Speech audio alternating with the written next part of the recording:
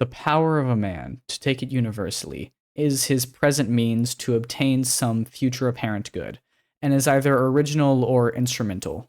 Natural power is the immanence of the facilities of body or mind, as extraordinary strength, form, prudence, arts, eloquence, liberality, nobility. Instrumental are those powers which, acquired by these or by fortune, are means and instruments to acquire more, as riches, reputation, friends, and the secret working of God, which men call good luck.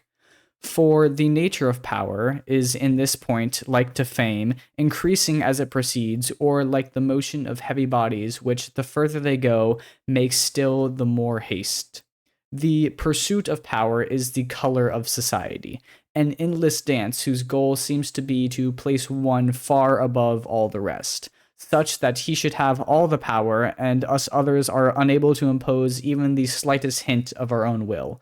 The danger of capitalism is not necessarily in its form, but in the culture that it creates.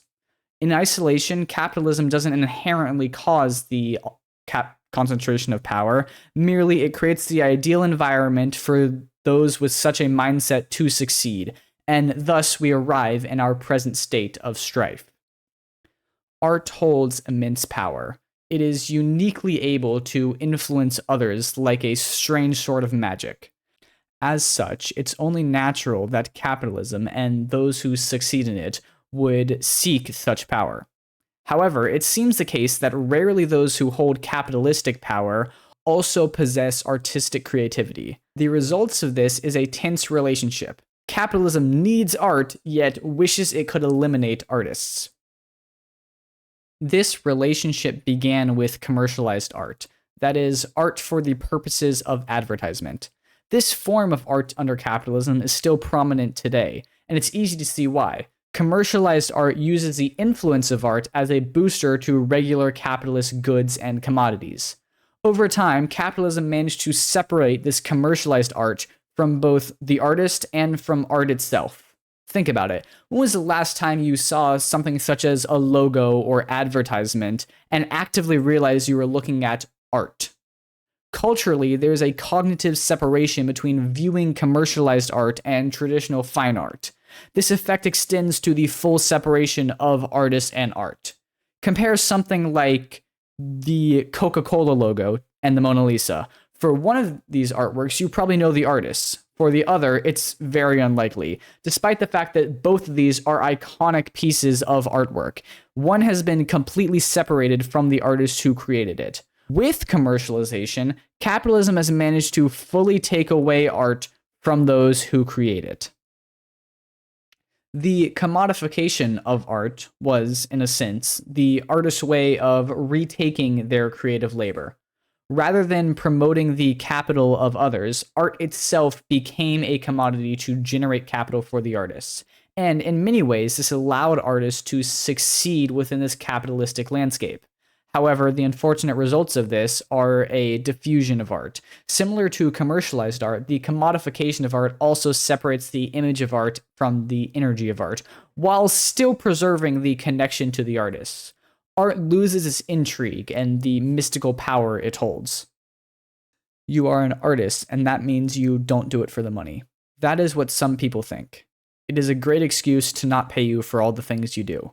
So what happens is that you, as an artist, put money into projects that others will show in their museum, in their Kunsthalle, in their exhibition space, in their gallery. So you are an investor. You give loans nobody will repay. You take financial risks. You speculate on yourself as an artistic asset. You are a trader. You cannot put all your money into one kind of artistic stock, so you diversify your activities. You manage the risks you take. You would say it differently, I know. You say you suffer from a gentle schizophrenia. You have multiple personalities. You are a photographer, but also a DJ. You have a magazine. You are a publisher, but you also organize parties.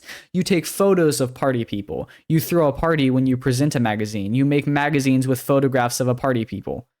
You throw a party and you are the DJ. You do interviews with the people you meet. You do interviews with the people you would like to meet. You tell people you meet about your magazine. You buy records on flea markets. You distribute flyers announcing parties in the bar where you have a coffee after visiting the flea market. You make videos recording how you destroy the records you bought on the flea market. You liberate your country from its bad music. You show the video in a gallery, and you are a DJ at the vernissage.